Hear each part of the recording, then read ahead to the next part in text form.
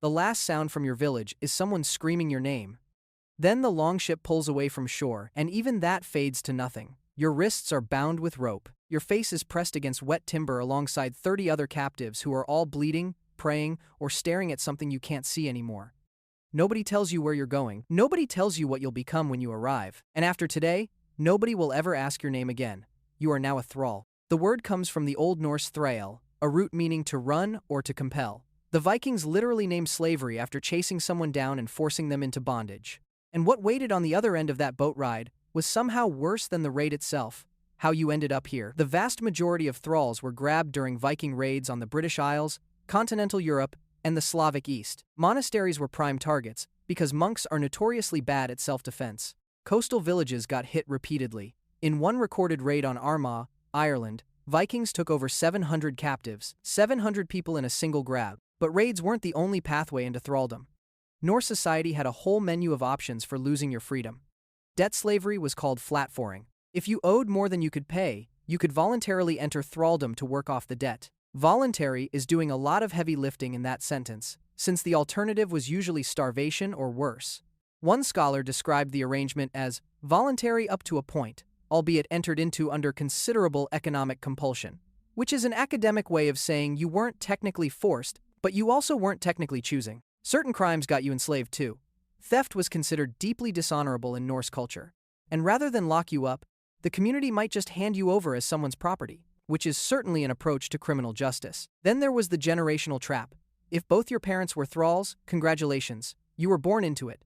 No application required. And in the most desperate cases, people sold themselves into slavery during famines, because apparently dying free was worse than living owned. The Slavic peoples of Eastern Europe were raided so heavily that their ethnic name became the root of the English word slave.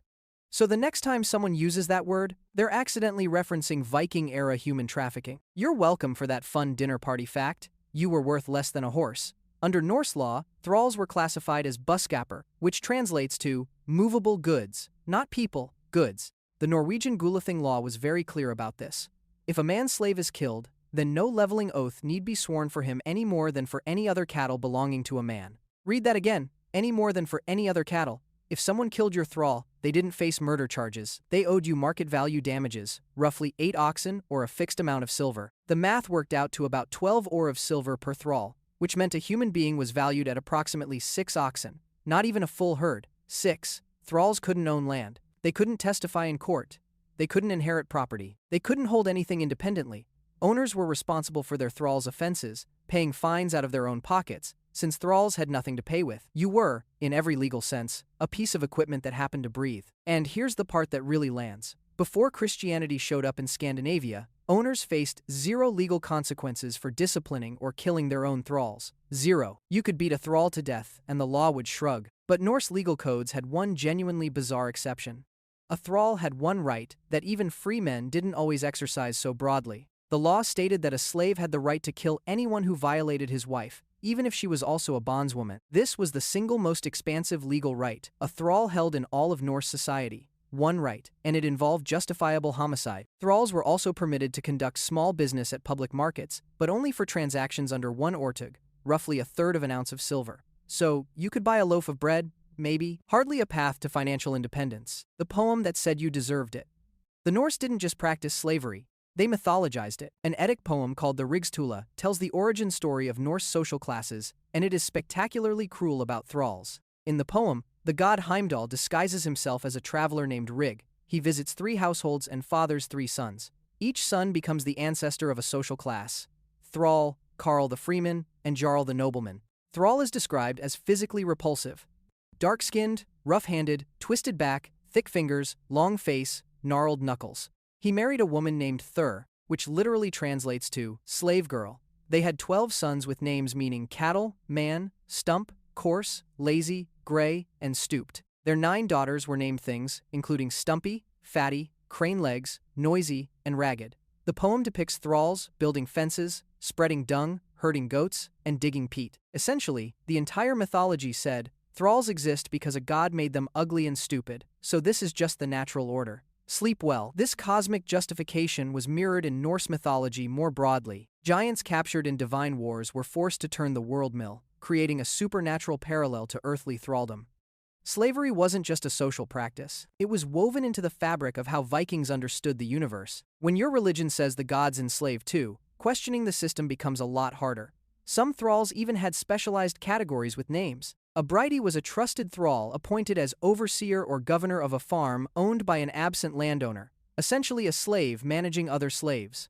A daja was a female thrall who ran the dairy operations, and a fosterer was a privileged thrall raised alongside the owner's children, who could marry free persons and whose children would be born free. 3 tiers of bondage, because even slavery needed a corporate ladder. A day in the life, and it was miserable. If you were a male thrall, your daily routine included plowing, planting, harvesting, tending cattle and sheep, felling timber, making charcoal, fishing, ditch digging, fence building, and spreading dung across fields. If you were female, you were grinding grain, milking cows, cooking, cleaning, spinning, weaving, baking, and taking care of children who weren't yours. Some thralls became skilled artisans, blacksmiths, jewelers, even shipwrights. Skills provided a small advantage, but also made you more valuable as property, which meant your owner had even less incentive to let you go.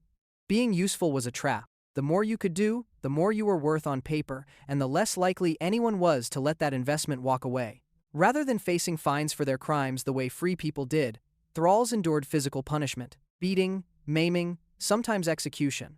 Justice for a thrall wasn't a court proceeding. It was whatever your owner decided, administered however they felt appropriate. Living conditions were exactly what you'd expect for someone classified as furniture. Thralls typically lived in the darkest end of the longhouse, right next to the livestock. Your room was a tiny corner separated by a curtain, if you were lucky, or an outdoor shelter that barely kept the rain out if you weren't. You shared your space with other thralls, animals, and whatever tools your owner needed to store somewhere. Food was whatever the household didn't want. Thralls ate last and ate least. Archaeological isotope analysis from Flakstad in northern Norway confirmed what the sagas described. Researcher Elise Naumann studied skeletons from double and triple graves and found that headless individuals, presumed slaves, had diets consisting largely of fish and porridge, while their higher-status grave companions consumed significantly more land-based foods, including meat. Her conclusion was blunt. Dietary differences is a matter of more than just what was eaten. Food was a matter of life and death at the time. That dietary segregation persisted from roughly 400 to 1050 AD across northern Norway. Over 6 centuries of eating scraps while your owner ate well. And clothing? Free Vikings wore brightly colored tunics and furs. Thralls wore rough, undyed wool and worn-out fabrics passed down through the household. In a Scandinavian winter, thralls endured the cold in thin, patched-up garments, while their owners were wrapped in fur blankets. Fashion wasn't vanity. It was a class marker, and your class was the bottom. The biggest slave market in Western Europe was in Dublin. When Vikings established Dublin in 841 AD, they immediately began slave trading. Within decades, Dublin became the biggest slave market in Western Europe. That's not hyperbole. That's what it literally was. Captives came from Ireland, Britain, and further afield. A male slave sold for about 12 ounces of silver. A female slave went for 8 ounces. From Dublin, captives were shipped north to Iceland, east to Scandinavia, and then via river routes to Byzantium and the Islamic world, and south to Muslim Spain. It was a genuinely global trafficking network, operating in the medieval era. The eastern routes were arguably more important than the western ones. Vikings transported captives to Hedeby in modern Denmark or Brno in Sweden, then down the Volga trade route to Bulgar, where they sold slaves and furs to Muslim merchants in exchange for Arab silver dirhams and silk. The slave route to Islamic countries was more economically significant for Vikings than their trade with Christian Europe. Other major trading centers included Birka in Sweden and Kaupang in Norway. Iron shackles and collars have been found archaeologically at all these sites, concentrated near harbors. Archaeologists didn't find them in farm fields or stables. They found them at docks, not for livestock, for people. By the 11th century, the trade escalated even further when warring Irish kings started selling their own prisoners of war in the Dublin market. Vikings didn't even have to raid anymore. Local rulers were doing the supply chain work for them. Scholars estimate thralls comprise between 10 and 25% of the total population of Viking-age Scandinavia. Some estimates push it as high as 1/4. That means in a village of 40 people, up to 10 of them might have been property. And there's an even stranger footnote. Some modern Scottish people can trace their ancestry to Saharan African tribes whose ancestors came to Spain with the Moorish conquest, were captured in Viking slave raids on Muslim Spain, taken to Viking Dublin, and sold as slaves to Scottish landowners in the 9th century. The Viking slave trade connected continents that most people assume had no medieval contact. Some scholars argue that the demand for slaves in Byzantium and the Islamic world was actually a primary economic driver behind Viking raids and expansion. not just a byproduct. The Abbasid Caliphate had an enormous appetite for slave labor, and Vikings were happy to fill the orders. Combined with concubinage, polygamy, and wealth stratification in Scandinavia itself, there was a growing pool of unmarried young men with limited prospects who turned to raiding as a career path. Slave trading wasn't a side hustle. For many Vikings, it was the business model. No solid infrastructure of purpose-built slave markets with auction blocks existed, either. Transactions were small-scale but frequent, with one or two individuals sold at a time in whatever circumstances seemed viable. The whole operation ran on opportunity and personal networks, not formal institutions. Iceland was built by slaves. Here's a fact that doesn't show up in most Viking documentaries. DNA studies have shown that ancient Icelandic settlers had a roughly even split of Norse and Gaelic ancestry. About 62% of Icelanders' matrilineal ancestry, the mother's line, derives from Scotland and Ireland. Meanwhile, 75% of patrilineal ancestry, the father's line, is Scandinavian. Translation: Iceland was settled primarily by Norsemen and enslaved or captured Gaelic women. The founding population of Iceland was approximately 40% Gaelic, and the majority of those people are believed to have been enslaved women brought from Ireland and Scotland. They didn't choose to cross the North Atlantic in open boats. They were taken. And the long-term data gets darker. Norse ancestry in Iceland actually increased from about 57% at the time of settlement to roughly 70% in the modern population, which means Gaelic-descended Icelanders, many of whom descended from slaves, had lower reproductive success over the centuries. The social effects of slave ancestry persisted for 1,000 years, a millennium of diminished opportunity, visible in modern DNA. The founding of one of the world's oldest democracies was built substantially on the backs of enslaved people who never got to vote in it. Women had it worse, obviously. Female thralls were routinely subjected to sexual exploitation. The Icelandic law code Gregis explicitly stated that a man was entitled to purchase a slave for the purpose of sexual pleasure. There was no euphemism, no legal gray area. It was codified. The most famous thrall woman in the sagas is Melkorka, whose story appears in the Laxdæla saga. The Norse chieftain Hoskuld purchased a supposedly mute thrall woman from a Russ merchant at the trading post of Brno. He made her his concubine, and she bore his son Olaf. Years later, Hoskuld discovered Melkorka speaking Irish to their child. She wasn't mute at all. She was Melkorka, daughter of the Irish king Merkjartan, captured at the age of 15 and sold across the sea. Her son Olaf later traveled to Ireland and was received by his grandfather, the Irish king. The saga treats this as a feel-good resolution, which conveniently glosses over the whole kidnapped at 15 and sold as a sex slave to a foreign continent section of the narrative. Female slaves had zero control over their own bodies. Children born from forced unions were considered slaves, unless the father chose to acknowledge paternity. If he did, the child could be free. If he didn't bother, the child was property. A father's whim determined whether a baby was a person or a commodity. Ibn Fadlan, the Arab diplomat who encountered Swedish Vikings on the Volga River in 922 AD, noted that Russ masters would have intercourse with their slave girls openly while their companions watched. Privacy wasn't a concern when one party was classified as furniture. Families could be torn apart at a moment's notice. Owners could sell children away from parents without a second thought. If a thrall couple had a child, that child belonged to the owner, not to them. Parenthood was a technicality. Ownership was what counted. Your death wasn't yours either. Ibn Fadlan's most detailed account describes the funeral of a Rus chieftain on the Volga. When the chieftain died, his household was asked, "Who among you will die with him?" A slave girl volunteered. She was not permitted to change her mind. Over 10 days of preparation, the girl was plied with alcohol. She was lifted 3 times above a wooden doorframe, and each time reported what she saw. The first time, she said she saw her father and mother. The second time, she saw all her dead relatives. The third time, she saw her master, seated in paradise. She removed her bracelets and gave them to the old woman overseeing the ritual, called the Angel of Death, described by Ibn Fadlan as a gloomy, corpulent woman, neither young nor old. 6 men entered the pavilion, and all had intercourse with the slave girl. She was then laid beside her dead master. 2 men held her feet. 2 held her hands. The Angel of Death placed a rope around her neck, with the ends crossed, and handed them to 2 men. She then thrust a broad-bladed dagger repeatedly between the girl's ribs, while the 2 men pulled the rope until she was dead. The ship, the chieftain, and the slave girl were burned together. Archaeological evidence supports these accounts. At Flakstad in northern Norway, Naumann's team found headless skeletons buried alongside intact ones in shared graves.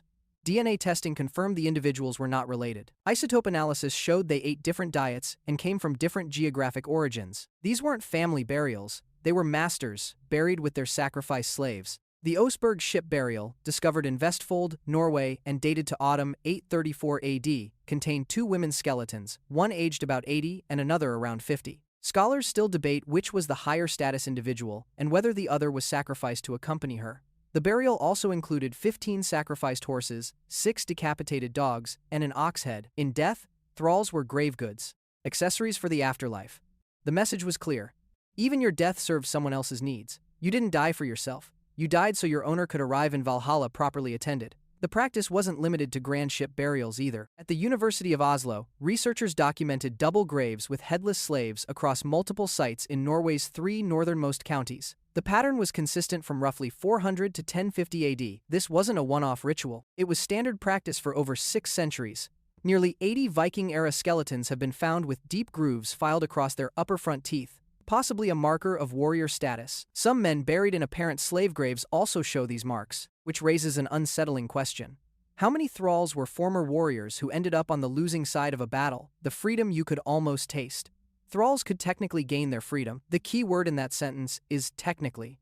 A master could voluntarily free a thrall for exceptional service. Thralls could accumulate small earnings over years and attempt to buy their freedom, though this could take a lifetime, given that they were only allowed transactions under one ortug. Freedom could be stipulated in a master's will, and thralls who fought against invaders might be rewarded with manumission. If freedom was granted, the former thrall held a ceremony called a frelsesal, or freedom ale, publicly announcing the transition. The manumission had to be confirmed by oath and announced at either a thing assembly or in a church. Freedom needed witnesses, because without them, your former owner might conveniently forget. But freedom didn't mean equality, not even close. A freed thrall became a lesingi, a member of an intermediary class between slaves and free people. A lesingi still owed allegiance to their former master and had to vote according to the former master's wishes at assemblies. They couldn't bring legal action against their former master's family. In law codes, a freedman was consistently regarded as inferior whether they committed an offense or were the victim of one. And here's the real gut punch. It took at least 2 full generations for a freedman's descendants to shed their obligations and become full freemen with the status of halder. Your grandchildren might finally be considered fully human in the eyes of the law. Your children wouldn't be, and you certainly weren't, despite the freedom ale.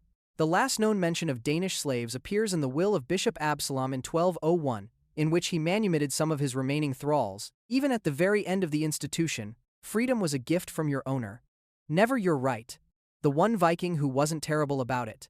There's always an exception that proves the rule. For Viking slavery, that exception was Erling Skjalgsson. Erling was a chieftain who lived from roughly 975 to 1028 AD. And the sagas record him as an unusually humane slave owner. He set a specific amount of work each thrall had to complete, then let them keep any earnings from extra labor. He gave thralls land to cultivate their own crops and set a specific ransom price for each person. Most of his thralls could buy their freedom within 1 or 2 years. After they did, Erling helped them establish independent lives as fishermen or farmers. He then used the ransom money to buy replacement thralls and repeated the process. It was essentially a revolving door system.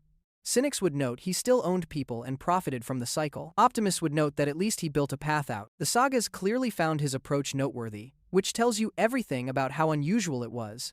When the history books single out one guy for not being completely awful, the baseline was extremely awful. Compare that to the broader Viking world, where a thrall could spend decades in bondage with no realistic path out. Adam of Bremen, the German chronicler writing around 1075 AD, reported that the Danes of Shyland had been licensed by King Harold to raid the Wendish coast for thralls and plunder. He noted they abused those licenses, also capturing and selling fellow Danes who resisted.